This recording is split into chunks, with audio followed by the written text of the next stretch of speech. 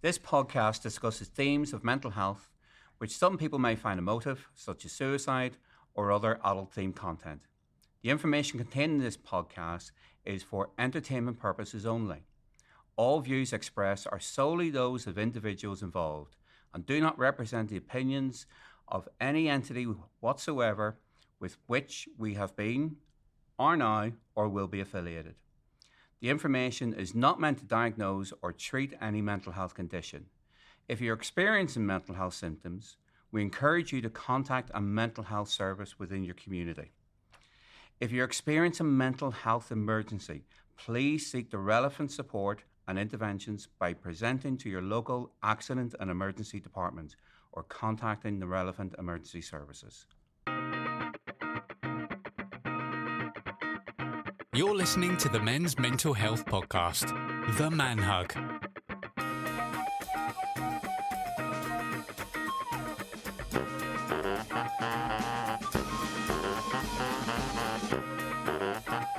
Welcome to The Man Hug, the monthly men's mental health podcast. I'm Dean McShane. I'm Dan Cooper. I'm Ian Pearce-Hayes. And I'm Cognitive Kelly.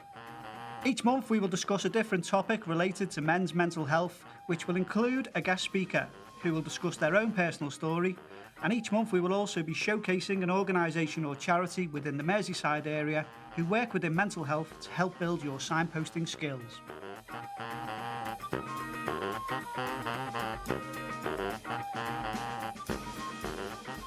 Hello, welcome to this World Mental Health Day special episode of The Man Hug. A little later on, we're going to be joined by Dr Gary Lamph, who will be talking to us about personality disorder. It's something that we are yet to focus on here on The Man Hug, so I'm looking forward to that chat, and what I am sure to many will be a lesson. First, we are joined by Becky Arrowsmith, the daughter of author David Dineley, and David's latest book is titled My Brain and Other Beautiful Disasters, and it's due for a release on World Mental Health Day. Sadly, David passed away suddenly in August, so Becky is here to tell us all about David and his book. Becky, welcome to The Man Hug. Hello, thank you for having me. Thanks very much for joining us. So I think it's only right, isn't it, first off, we just get to hear all about Dad, really. Yeah, so Dad, well, obviously he was a writer. It's quite recently that the books have kind of taken off and he's become really passionate about his writing again. I think it was the loss of his mum, so my grandma, that kind of prompted that fire, really, to start writing again. Kind of in her honour, really, just to make her proud, which I'm sure she would have been, because we're all immensely proud of him as well.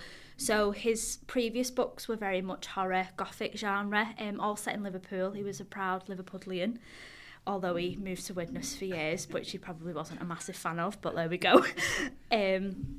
So this is very much kind of a step away from his usual genre, really, but it was a book that he really, really wanted to share with others. He was, I don't want to say a troubled soul, but you know, he did have mental illness, and it was only really over the past couple of years that he really started to explore that and kind of a lot of self-discovery, figuring out who he was. He had a misdiagnosis, which naturally wouldn't have helped kind of his road to, I don't want to say recovery, because do we ever really support, yeah. But when he finally did get his diagnoses of EUPD, it was a real kind of a game changer, really, I think, for him. It kind of allowed him to understand who he was as a person more. He was able to communicate with others more effectively in terms of how it affected him. It helped us understand a little bit more about him. Sadly, Dad and I had a bit of a rocky relationship for a number of years, and it's only now as an adult that I can actually appreciate that there was a lot going on for him, and I do have poor mental health as well, so I really do kind of understand what he was going through now, and hopefully before he passed he knew that we were okay, like we were getting on really well, and we got back in touch and we reconnected, and it was just absolutely lovely. It was really nice to be part of that family again. So I guess me coming on here today is kind of my way of making sure that his memory and his stories are still kept alive. Yeah. And to make up for lost time, really. Yeah, and that's lovely, isn't it? No, when you reached out to tell us about this, so we thought, let's give him this platform. This book is obviously so important for him and yourself as a family. So hopefully that we can do that some justice today and get that message across of why this book's so important and so amazing, and how it can help so many people as well, really. Yeah, I think it's the kind of book that you don't necessarily have to be diagnosed with what Danielle, the main character, is diagnosed with. So it's very much an exploration of living with EUPD and ADHD and how that, can affect your daily life, your mental health, etc. So it's based on Dad's lived experience, and it's also inspired by the experience of my sister as well. So my eldest sister has had her diagnosis of ADHD. Dad was still waiting for his, which sadly we won't ever find out if he did. But it's very much I'd honestly believe that even if you're not going through it yourself, there are elements of the book that you can recognise yourself in. And it's, I'm not saying that this book's going to make people be like, I need to go to the GP because I think I've got this, but just kind of knowing that whatever you're going through, you're not alone. And it's really, it's I think as his daughter, it's a really proud moment to actually read something and go, like, this could be, a life changer for somebody, even if it just helps one person kind of feel comfortable with themselves. I mean, I absolutely love it. There is a quote from the book that I absolutely love. It's, I'm not broken, I'm just wired differently, and sometimes those wires spark. And I think that that's an amazing line in the sense of you are a person, and you because you don't feel right, it doesn't mean that you're broken. It's just that you just need that support. And I think it really resonates with me, because I've spent so many years thinking, what's wrong with me? I'm broken. Why am I like this? But it's only when you start looking into it, you actually realise that no, you're fine. It's just you might need a little bit more help than other people, and that's also okay. So yeah, it meant a lot to him, and it is a shame that he's not here to kind of plug it himself, so to speak. I don't really know what else to say. No, it's I think you've really sort of like captured the importance of the book, really. And I think you mentioned EUPD. For anyone who doesn't know, it's emotional unstable personality disorder. And, yes. And I think, there's not many books where people are writing about personality disorders in general, let alone emotional unstable. So I think it's going to be a really important and valuable tool as well. But again, it's going to be really important to just normalising it as well. The more people write about these experiences, the more normal it is, and I think that's, again, it's a really powerful thing. So in terms of Dad's own journey with EUPD, do you know sort of like what happened in terms of diagnosis or anything? So I believe from speaking to my stepmom, he had an initial diagnosis of bipolar disorder, and he was medicated for that. But obviously over the years, it was kind of it wasn't getting better. There was kind of no real support there for it. And it was only when he kind of started advocating for himself that it was re-diagnosed, and he was given the EUPD diagnosis. And I can honestly say, hand on heart, over the past couple of years since that diagnosis, he has been a different man. And it's it's really frustrating, because at the time of his passing, he was in the best place that he could have possibly been. So it's kind of, it's that thing of he was discovering how to be him again, and he was being kind of, he was always an amazing husband and an amazing dad, but that diagnosis really it allowed him to step forward and be truly that man. And it was just, I think for him, it was just so important to kind of, as you say, it's not talked about enough. I think there's still quite a lot of stigma attached to mental health illnesses, or mental illness, however you want to phrase it. You might have to edit that out. I think there is still a lot of stigma, so it's kind of, he wanted to break that stigma, he wanted the barriers to be broken down, and that's why the book's free for the first 7 days, because he himself knew how difficult it was, you know, for financially, like everyone else, you know, we're all struggling, aren't we? So I think that for him it has to be very clear that there should be no barriers to accessing that support. So it's free on Amazon for the first 7 days. Fantastic. It's available via Kindle. It's also available as a hard copy as well. And if you fancy trying some gothic fiction as well, he has got other stuff in there. But yeah, it's just, I think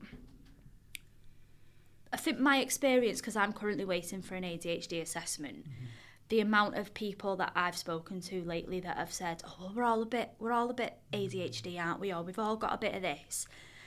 I feel like as much as it's getting spoken about a little bit more than potentially it was 5-10 years ago, it still seems to be this taboo of, oh no, well we can't actually admit that, you know, we can't say that that's what it is, because, but why not? Why do we have to hide? Why are we not celebrating the fact that actually I'm not, you know, mainstream, but that's okay. I mean, if anything, it makes us more powerful, I think, doesn't it? And we find our voice from kind of when we're kind of feeling like we've got to advocate for ourselves. That's when I think the magic can happen. And I think that's what Dad really wanted. He wanted more people to actually stay. I've been diagnosed with that, and you know, I'm okay. I'm still, you know, I'm not that terrifying bloke in the corner that you think's gonna, because there's always that stigma attached, isn't there, with mental illness? Like from years ago, it's like, oh, they're just a nutter, they're a psycho, they're this, they're that. So it's very much, it was so important to kind of break that stigma, and it can be David Dineley, like the lovely man that lives round the corner. You don't know what other people are going through. It's just normalising that conversation, isn't it? You know, why did he choose to do it for a fictional character? Did he mention that to you at all? He didn't mention it to me, so unfortunately I wouldn't know why it was a fictional character. I think it was more, it could potentially be that he kind of wanted to stay within kind of the fiction side of his writing.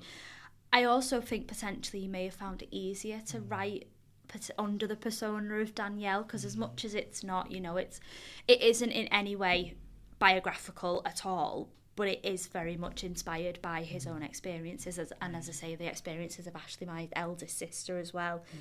But I also think that maybe having a character that's in quite a demanding job as well, it kind of, it resonates more as potentially with readers too, because it's difficult to, I think personally it's difficult to kind of be a human, work full time, have a mental illness, you know, kind of navigate everything. So it may have just been to give that extra layer of, what's the word I'm looking for?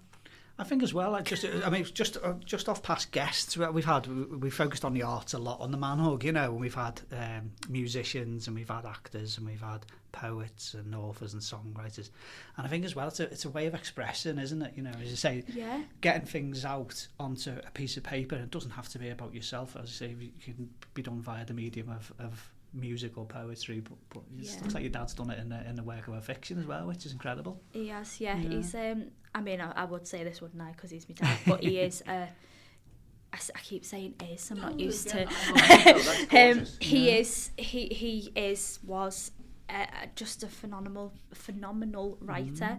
The talent is just next level, and it's just so lovely to see how much other people loved his other stories. And you know, he wrote a book for our youngest sister, so we've got a 7-year-old little sister, and he wrote a book for her about the adventures with the cat Hobbs. So it's kind of like he was able to write in lots of different ways, and it's just really, I'm really proud of him. And so should be. He's is an amazing man. Yeah, fantastic. And so you've given us all the info on the book's release. So it's out today for World Mental Health Day as an ebook, and people can go and get a copy as well, which is amazing. They can download it. What sort of, like, you know, is your family's kind of wish for the book? Is the things, you know, you're hoping that this would be picked up as maybe an educational tool? Or? Oh gosh, I mean, that would be amazing, wouldn't it? I don't think we've not really looked beyond the kind of getting the sales, because the money from any money that's made from this book or other books of Dad's is going into a fund for Eloise for when she's older, because you know, she's only 7, she's the baby, and you know, she's gone through this horrendous loss. So I just hope that listeners, even if they don't, it's not really their cup of tea, just give it a go. It's you know, it's a couple of £. It's to help a little girl's future, really, with you know, and I think that for us the hope is that his books can just bring joy and comfort to people, but also give Eloise a little bit of a pot for when she's older as well, which this isn't what we would have wanted. Obviously we would have wanted Dad here, but if we can sort of set her up for the future a little bit, and that'd be really lovely. But definitely. I mean, if there's an offer of it going into an education tool or elsewhere, I'm sure that, you know, we'd all back that. I think, you know, we've got Gary Lamph coming on later, and you know, we're going to ask questions about what support exists for people with personality disorder, and you know, how people get diagnosed, because I think it's of all of the mental health conditions, really, I think it's one that's probably less spoken about. So I think that's why I find this so refreshing to have a book where people can learn, you know, about symptomology through a fictional character. It's an amazing way to learn, isn't it? Really, you know. It is amazing. Yeah. It's I would highly recommend it. Not just because I'm his daughter, but from a kind of personal point of view as well. It is a really fascinating read, and you do, as you go through, there are little bits that I think, oh, I do that, or I'm like that, but it doesn't make me go, oh God, that's not okay. It's more of a, oh yeah, that's that. Oh look, I do that. So that's not actually that abnormal, is it? That's the power of books, isn't it? You know, and it's the power of resonation with people as well. But in doing so, it's normalising the conversation, Absolutely. Which is everyone's goal, isn't it? Yeah. Amazing. Come on, if anything you want to add? Yeah, well, a couple of things. You know, I thought it was really sad that your dad was, I'll say, misdiagnosed with bipolar, like, because, you know, whenever it comes to bipolar in particular, the only dealings I've had with it really is famous people. And we had Bipolar Ted came in here and did a podcast, and it was, whenever I mentioned these names, you went like that. Go, for us, some of us, and I know it can be really harsh. The medication can be quite debilitating, and so that you have that, because this is what I always say to students: whatever, you get the assessment right, then everything else just falls into place. 100%. So it's just but I suppose maybe it was not a lot was known about it, or you know, we're still stepping stones, like, you know, going towards it. But I want to go back to this power of writing, talk about that, whatever. This week, whatever, we're actually meeting up with there's a men's walking group, the Flurry, doing this out the Florian Talks, this, whatever, and we're going to be doing. Oh, sorry. Is that taboo? Oh, yeah. It would be bad. Like, you know, is it Wirral, the Wirral, very nice, whatever. No, the reason why I'm actually saying it is because whenever we did it last year, doing a 24-hour walkathon. Oh wow! The reason I'm saying that is that there was one fellow I was chatting to last year, and he said about his wife, his ex-wife, left him the whole lot, whatever, and the kids didn't want anything to do with her. Next thing, she passed away, and the kids couldn't express how they felt towards her, how angry they were. So the dad said, just write it down, put it down on paper, you know, do this, and then whatever you want to do after that, you know, do it, set it on fire, bury it, whatever. And they felt really good about it. And I asked the dad, I said, didn't you do the same? He went, no. He went like that, going, I never thought of that. Yeah. So it's just, you know, do you believe in this? There is a power of putting things down in words for yourself, like your own... like keeping a diary for your own well-being. 100%, yeah. I think, well, given the circumstances of the relationship with Dad, I have got an awful lot of guilt. I feel I'm carrying a lot of guilt in terms of kind of all the things that we missed out together, really. And as an adult now, I will hold my hands up and say that I know I could have done more to have that relationship. I won't go into the kind of like soapbox or anything, because it's not the time or the place. But for me, when Dad passed away, I found writing a letter to him really, really helpful. I initially thought that I would put it in with him into the coffin, but it kind of felt that it was almost like quite cathartic doing it. Yeah. It was really, really helpful, but I didn't end up putting it in with him because it was kind of in my head. I wrote it and he knew that I'd written it, and that was enough. But yeah, certainly for me, I mean, I'm by no standards to the level that he was. I mean, but I like to think I've got a good way with words. I mean, I can't public speak, but I can write it down. But yeah, it's massively powerful. So even kind of now on my own kind of self-discovery journey, shall we say, I've written quite intensely. I've kind of just scribbled. It's just like if anything pops into my head, it goes in the phone or it gets written down, and it's really helpful. It almost feels like a bit of a release as well to kind of get it out your brain onto paper. Therapy. Yeah, it is. It's therapy, and you know, it's free, it's personal. You can, you know, keep in a diary, you can write whatever you like, can't you? And hopefully, if you've not got nosy people, go through it.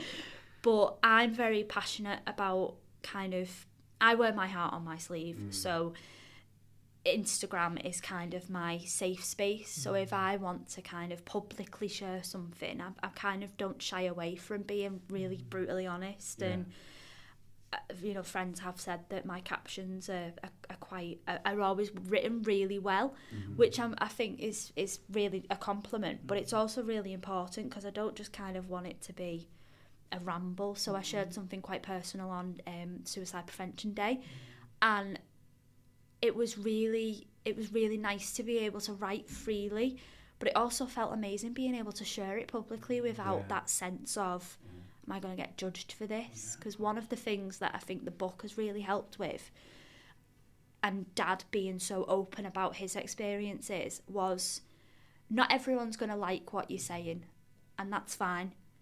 But if it matters to you, share it. And I think that's maybe one thing that I think I will always carry. It's that just say what you feel. And you know, sadly, as we know, life is too short. So embrace those experiences and turn them into a positive. And if it can help, as I say, if my Instagram post could help one of my followers, I mean, I'm not an influencer or anything, but there was one or two people that reached out to me after that and said, you know, thanks for being so honest, because it's just that one person, isn't it? And knowing that it's surprising how alone you can feel in a situation, but then if you put it out there, it's surprising how many people actually feel that same way as well, which is also a comfort too. Totally. So in answer to your question, yes, I do think it's powerful. Because it's just like, you know, Dean, we've got to listen to these young people. Like, you know, it is, you know, sometimes I'd be like, oh, I wouldn't put that out there. I wouldn't do that. So, but the thing is, it's just, you know, listen to young people. They actually do talk sense. Like, you know, they got a lot of stuff, genius, you know, ways of, you know, doing things. I go, God, yeah, they're right. You know, so, yeah, that's beautiful. The other thing I just want to say was lovely. I just love how proud you are with your dad. Like, you know, it's gorgeous. So that's it. I am really proud. Yeah. I think one thing that I would like to say, because you've just said that young people do talk a lot of sense. Yeah. I think that I know a lot of people kind of slag off social media, don't they? And, you know, it's not for everyone, which I can fully respect. But I honestly do feel that in this modern world, with the tools like TikTok, Instagram, podcasts, Facebook, etc., there's so much that we can use them in such a positive way. We can share our experiences, we can find like-minded people, we can connect with, you know, I've connected with Suede fans across the world because of that shared interest. And years ago, and this is probably one of the barriers that Dad did face, years ago it wasn't talked about. It was kind of, you know, everyone thought he was this chirpy chappy of the 90s going out, and you know, I think now it's such a powerful resource that needs to be used, and I will forever advocate for just put it out there. If people don't want to read it, they don't have to read it. You know, I use kind of my Instagram as a bit of a blog sometimes, but yeah, I just think the power of social media is incredible, and we've had so many people that have shared about the book so far, and people that I wouldn't have expected to share it. So it's amazing to see how far it does reach, and I think if anything, it would be just don't be scared of it. Use it to your advantage. I think if you haven't got one already, I'd recommend setting up a social media page just for the book, so that people from the world can leave their comments and and have a little place where everyone can sort of like meet to chat about that. Yeah, I think I'm sure that my sister's taken over kind of like the social media side of it, because he did have an author's page on Facebook and Instagram. David Dineley author, if anyone does want to go and have a little nosy. But no, that is a fantastic suggestion, and I mean, I think because it'd be really interesting to see people picking it up from all over the world, and and it would comments. It would be amazing. I'm excited to see where it goes. I really am excited to see where it goes, and if it we're massive in Alaska, aren't we? Where else? Apparently, and the Philippines as well. Hello, Philippines. Amazing. So who knows? It could be anywhere, couldn't it? They have dark nights in Alaska. God help it's on Amazon, so whoever, wherever you can access it. Yeah. Who knows? Yeah. Maybe we'll have an ITV drama next. Definitely. Becky, honestly, I think you've done such an amazing job, and all you've done is speak about your dad with a big smile, and I think that's such a beautiful thing, and he will forever be remembered in these ways that you're talking about. And I think that's so beautiful, and obviously these books are going to live on forever as well, which is such a powerful thing, isn't it? So amazing. You've done such a really good job. So last sort of like plug again. So on from today, World Mental Health Day, it's available as an ebook. So people just need to search for My Brain and Other Beautiful Disasters, find it on there, and then you can download it. And as Becky said before, if you can buy a physical copy, please do, because it will go to a great cause as well.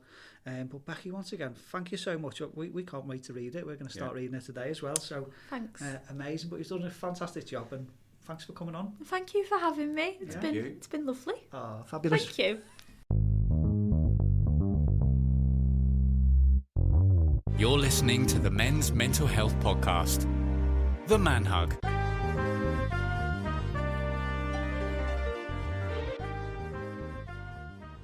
Next up, our Ian, who's recently retired, visited Artizan in Harrogate, which is an artisan cafe and creative space where they provide hospitality training and work experience, creative craft workshops and more for adults and children with special needs.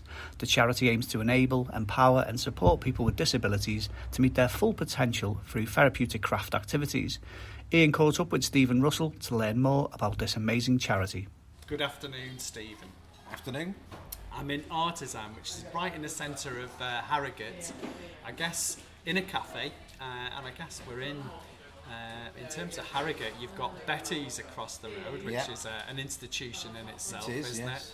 And we're right next to McDonald's, right in the centre, and Artizan is a place I came to, a good few weeks ago, probably a couple of months ago and so now, and met yourself, Stephen Russell, who works in Artizan, and I fell in love with the place when I came in. I just thought this was a joyous place.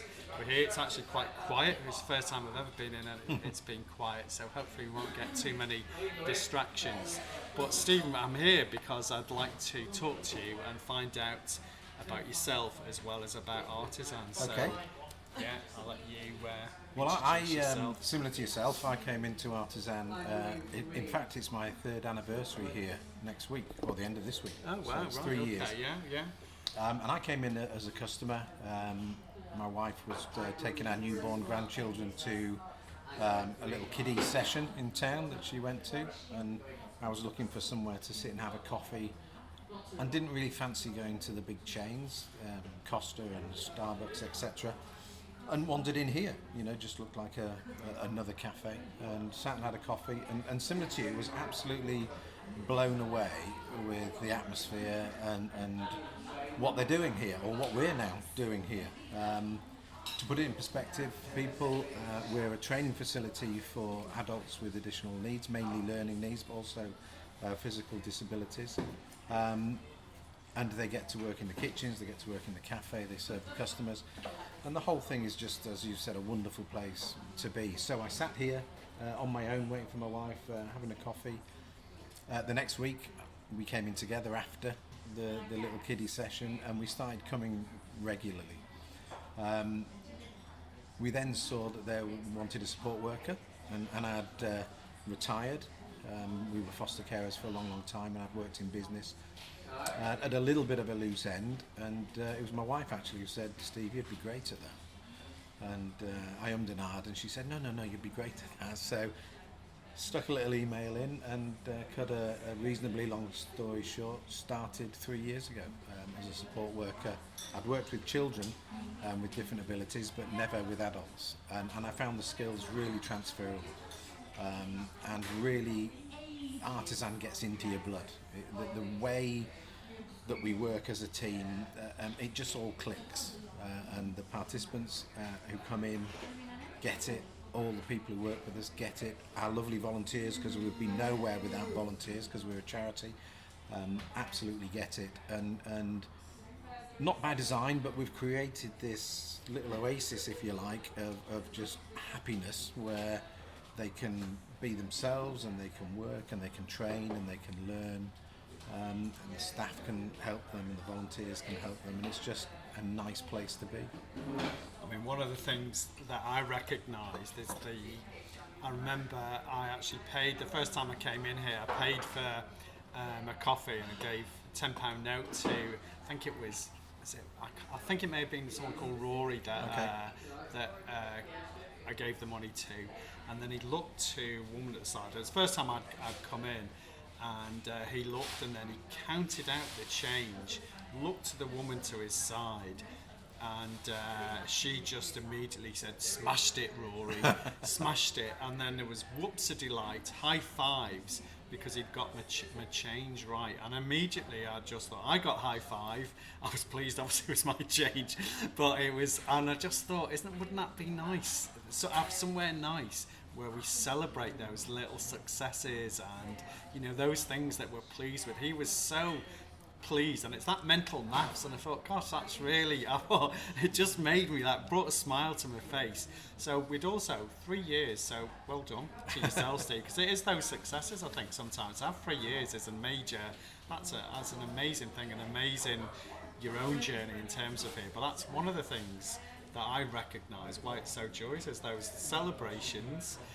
People work hard and stuff in here, but there's a real joy in it, and I've had a difficult time. It's not in the last weeks and months why I've been coming here, because my dad had been, so unwell. I actually found it as a place of respite and real joy, and I think that's something obviously that you've worked hard with. But we mentioned when we spoke earlier about that reciprocal side of working, that you'll bring your own skill set and who you are, and that's the same for everyone in here, isn't it? And it is, yeah. Through all of my life, when I've worked with young people or I've worked with adults, there's got to be something in it for the person doing the caring as well, otherwise it doesn't work. It just becomes a job. And everybody here at Artizan, we all come with our different life experiences, with our different baggage along the way, all our scars, but we all get it. We all want to do what we're doing, and I think that shows. Nobody's here as a job; they want to do it. And like you say, joyous. We every day we enjoy what we do. It is hard work, but we get out of it as well. Like you say, this reciprocal. There's got to be something in it for you, and seeing these guys achieve their little goals, and to be clear, a goal for some of the people we work with is getting here on time.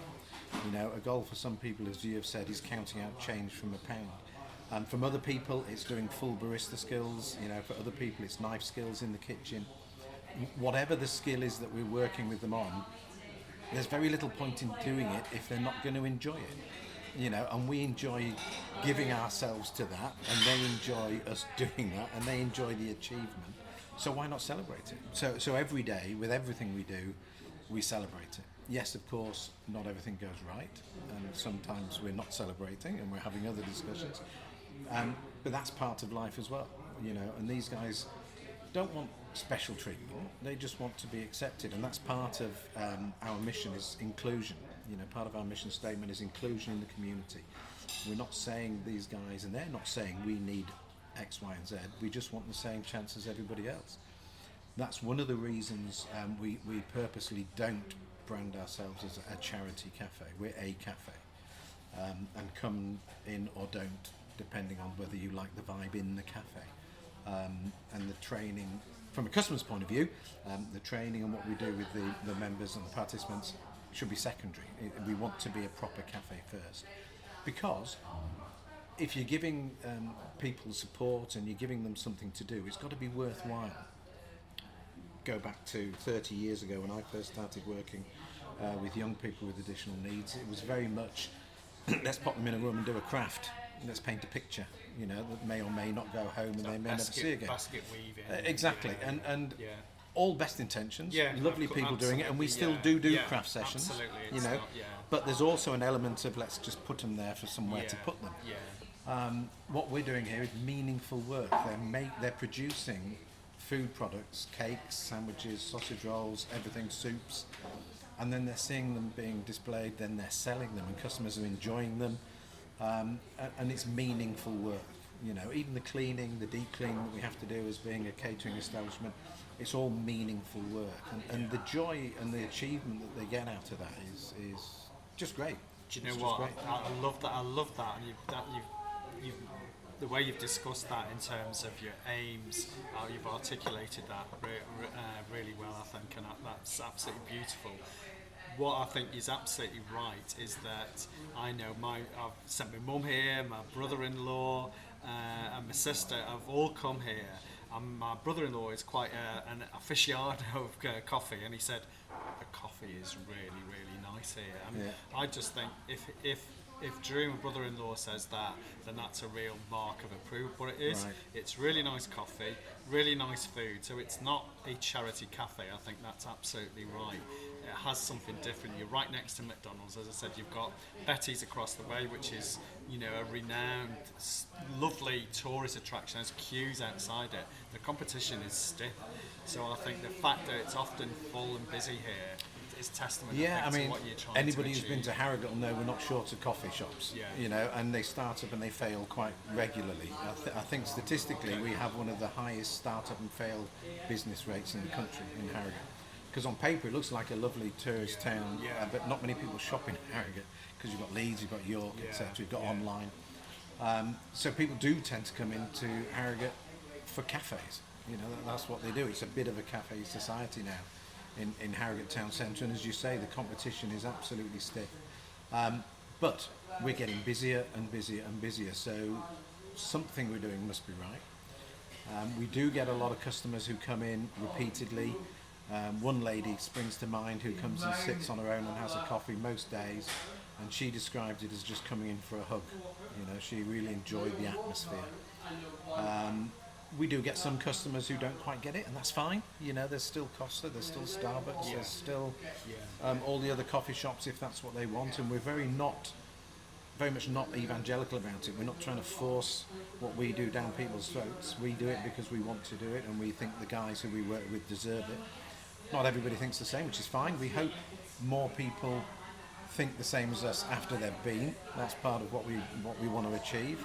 And you know, and if we can move the sort of social conscience, if you like, slightly more towards inclusion, then that's fantastic. Again, thank you so much, Stephen, for that, because I think that's really important. There's also, if you know, to plug in terms of Artizan, you also have there's a shop, isn't there, just around the corner. So how does that work with Artizan, the cafe? Well, we have a number of projects. The cafe is one of the projects. It's at the moment by far the busiest project, just by the nature of being a cafe and a kitchen. They are very busy places, and we are very successful as a cafe, so which makes it even busier. We also have craft workshops. They vary from seasonal crafts, so autumnal crafts into Christmas crafts, etc. We do paper folding, we do painting. We have a number of local artists who give their time up and come along and run sessions for us in various different disciplines. On top of that, we also have Artizan Organics, which is based above our shop, which is around the corner, where they make candles, soaps, lip balms, foot scrubs, that type of thing.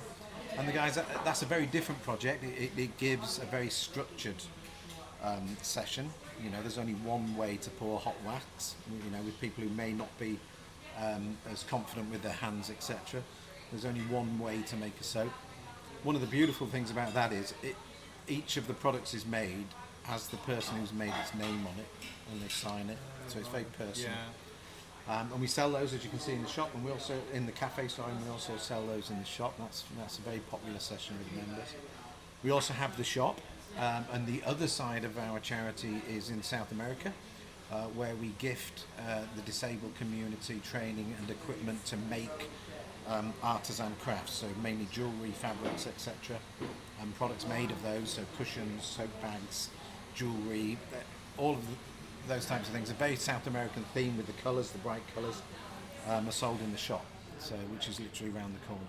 And I know you've got a few items here, but the shop as well is just full of shop's like an beautiful Aladdin's things, cave of South American themed products. Yeah. Ah, right, that makes sense. But I recognised all those different, as you said, the vibrancy, the colours, and the different things. Yeah.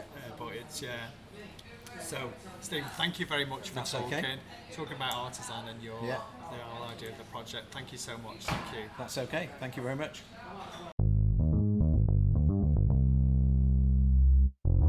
You're listening to the Men's Mental Health Podcast, The Man Hug.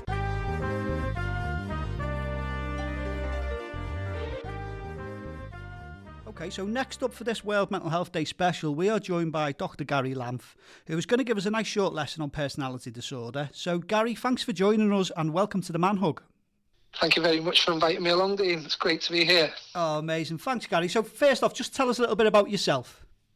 Yeah, so I'm a mental health nurse by background, also an accredited cognitive behavioural therapist, but I work in academia now, so I'm a reader in mental health nursing, and I also work I work at Keele University, and I'm also got a joint appointment with the Midlands Partnership University NHS Foundation Trust, where I hold a post as an honorary consultant nurse.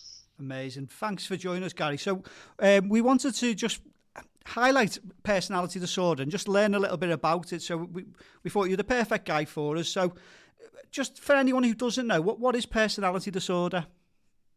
Yeah, absolutely. So, I mean, I think the first thing I'd like to sort of talk to when we're talking about personality disorder is that it's a really contentious label and there's a lot of stigma attached to it. So I will touch on that as I explain what personality disorder is. But personality disorder is a diagnostic label that's used and been used for many years now, and it's where people have long-standing, persistent and problematic difficulties in their everyday life situations. It's where the difficulties impact on their ability to cope with life, manage relationships, and it can impact how people behave and react, and how they react, and it impacts how people feel. Now, what we do know about personality disorder is that these difficulties are often linked to adverse childhood events and childhood trauma. Not always, but often there's that correlation between people having experienced, early difficult experiences. But we also know that people with this diagnosis, there's a mix of factors that can cause this and cause the development of personality difficulties. And these include both biological and environmental factors. So biological in terms of the genes we have, or genes we're born with, and environmental, such as those experiences that I was just talking about, experiences in our environment can impact us. Just to sort of add to that, I think it's important to sort of highlight, what are those common difficulties that we often associate with personality disorder? And they include emotional difficulties, difficulties in relationships. People may present with reduced ability to problem solve, and they may be impulsive as well, impulsive in terms of how they react to emotions. And these difficulties can lead for some people developing coping styles that other people might not understand. But these coping styles are very adaptive to those people. They're very functional to people, but other people might not understand them, such as self-injury or people using substances to cope with their emotions. So I'm just gonna before we move on as well, just talk a little bit about why it's such a contentious label.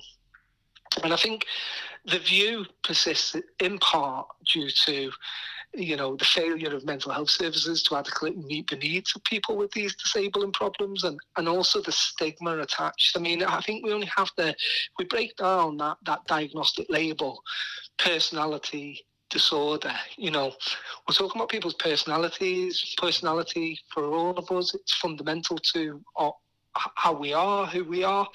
And then to say that's disordered can feel very blaming, particularly to people who've had, very difficult sort of experiences. And there's an increase in us using more descriptive terminology to describe people with personality disorder or personality difficulties. And you might hear the term a lot more now called complex emotional needs, which is increasingly used. Yeah, and I think the other thing that's important to highlight as well, I think this field is changing, ever changing in terms of the research and our knowledge around it. But, there's a crossover of how people experience difficulties with people with neurodiversities, for example, and dissociative experiences, which could be linked to trauma. So I think what we're noticing more and more is this co-occurrence as well.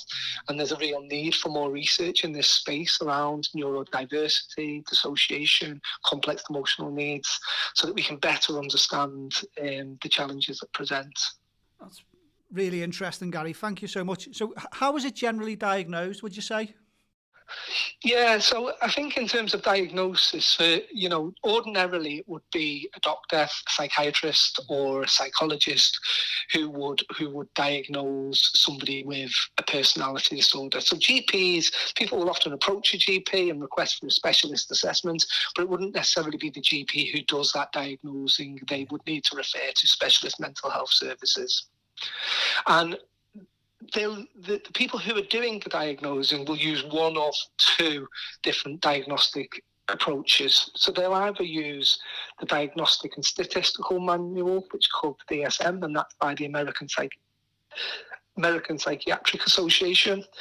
And how they define personality disorder, and this is where personality disorder is really difficult to describe, in a very short space of time, but how they would describe it is that they would say that it's very much categorical, you've got it or you haven't, and there's 10 different types within the DSM manual. However, the other manual, the ICD, so International Classification of Diseases 11, it's on current version 11, that's by the World Health Organization. And probably, in research, you'll probably see the DSM criteria talked to more, but in practice, in the UK, you'll probably hear more around the ICD diagnosis. They've adopted a slightly different way of diagnosing, and they use very much a continuum severity scale for personality disorder. So they're almost seeing it on a spectrum, and that people can move in and out of those different sorts of severity levels. So, and that starts with, no difficulties, personality difficulties, mild personality disorder, moderate personality disorder, or severe personality disorder. So, yeah, it's quite a confusing space, given that you've got these two commonly used diagnostic manuals that actually say very different things. Yeah. And post-diagnosis then, Gary, what kind of support should be offered? Yeah, so I think if you think about people with difficulties associated with personality disorder, then often people are most likely to come into contact with mental health services and treatments in times of an individual crisis. What we know in terms of, it's also important to highlight that there's no evidence for effective pharmaceutical interventions. So medications don't work for personalised disorder. We have no evidence to suggest that there's a tablet that can help people. Although we do know that people with personalised disorder will often present with lots of comorbid difficulties such as anxiety and depression. And when they present, they should still be treated using best practice guidelines. So if there's, antidepressants or there's medication that works, we should still treat that, but there isn't any pharmaceutical evidence that we have a tablet that will help people recover with personality disorder. Therefore, the recommended treatment approaches are talking therapies for personality disorders. And there's a growing body of evidence to support the effectiveness of them effectiveness of talking therapies, and these include what we describe as long-term psychological interventions such as dialectical behaviour therapy. That has a really strong evidence where the most randomised control trials are being carried out, or mentalisation-based therapy. And the challenge, however, is although we do have these treatments that can be really, really effective and can many, many people, help people in their recovery, access to them is limited. And it's limited because they're very complex to deliver. They're often multimodal deliveries, so individual, group, lots of different sorts of components to make sure that it's meeting the model that's being researched. And also they're quite costly interventions. And I suppose we're talking about they're often offered as well in specialist services. So they're offered to the people with the highest level of complexity, the highest levels of risk, and rightly so that they get access to those treatments. But there isn't a stepped care approach for people with personality disorder. So unlike other mental health conditions like anxiety, depression, even psychosis, we have early intervention and psychosis teams, for example. There's a real lack of step care approaches for people with personality disorder. And there's a lack of evidence as well for treatments outside of that specialist service offer, unfortunately, and more research is needed in that space. That's a space I'm very interested in working in myself. But there are sort of, when I meet people who are working in clinical services, there are services who are recognising that people with these difficulties don't just present in the specialist service. They do present in primary care, they do present within community groups. And there are examples of people providing, I suppose it's anecdotal evidence, because we don't have the strong scientific evidence, but anecdotal evidence that people are adapting and doing DBT-informed emotional regulation groups, for example, in NHS talking therapies, and that they are helping many, many people. But we don't have the evidence to support that step care approach. And the problem with that is it becomes a bit of a postcode lottery, doesn't it, what treatment you receive. Yeah. Thanks very much, Gary. It's so interesting. So have you got any kind of recommendations for any additional resources, for people to go and find to enhance their knowledge? My strong sort of leaning would be, if you're trying to find out the basics around personality disorder and the difficulties it present, make sure that you use credible sources. So if you look at things like the NHS pages, they will often direct you to other, credible sources. So I was having a look at the NHS page before for personality disorder, and it had links to Rethink. So Rethink have an information leaflet there around personality disorder, which is really useful, but that very much leans, when we're talking about the different diagnostic approaches, the Rethink talks about the different types of personality disorder, so it feels like it's very DSM leaning. But then there's a Mind website as well. So there's on Mind have developed a resource which has recently been updated, I think only last year, and they've very much adopted the approach of talking more to the ICD severity scale. Right. So there's them, and I think the other place that I direct people to are the NICE guidelines, the National Institute for Health and Care Excellence guidelines. There's a guidelines there for borderline personality disorder and antisocial personality disorder. You can get some really useful sources of information there, and they're regularly updated as well, aren't they, with any effective or emerging treatments that may arise. Amazing. Gary, honestly, we found this so useful. I think it's such a good resource for anyone listening, because as I say, it's the first time we've kind of shined a spotlight on personality disorder. So to have a little bit of a whistle-stop tour like this is amazing. So we can't thank you enough for joining us, Gary. It's been really, really useful. Yeah, that's not a problem. I think, can I just end with one sort of point as well, though? One pointer from me, and this might be more of a personal point than a scientific point as such, but I think when we're working in mental health care, for me, what's most important is to realise that the people we work with have experiences that are unique to them. Mm-hmm. They present in ways that are unique to them. And I'm a strong believer that that when we're working with people, that we need to hold that in mind. So the resources can be really useful. The evidence-based practice can be really useful when it's anchored to a diagnostic label, because it guides treatment, it guides approaches to work with people. But ultimately, I think what we should be doing is working with individuals and their difficulties, not getting too wrapped up on labels. And I think the final point I'd make is, when we're talking about, good sources of information, there's no better source of information than learning from the people we work with, and I think whether we're delivering training or we're trying to understand people and their difficulties, yes, the diagnostic labels are helpful, but ultimately it's that working with the person and holding that in mind and their unique experiences that I'd like to sort of leave you and your audience with, really. It's brilliant advice. It's something that we preach on here, the power of lived experience, and it's an amazing way to finish as well. Gary, thank you so much for joining us. You're very welcome. I look forward to listening in. Okay, cheers, Gary.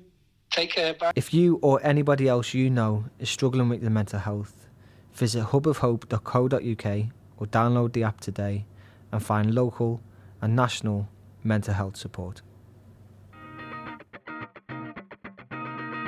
So follow us on Instagram at The Man Hug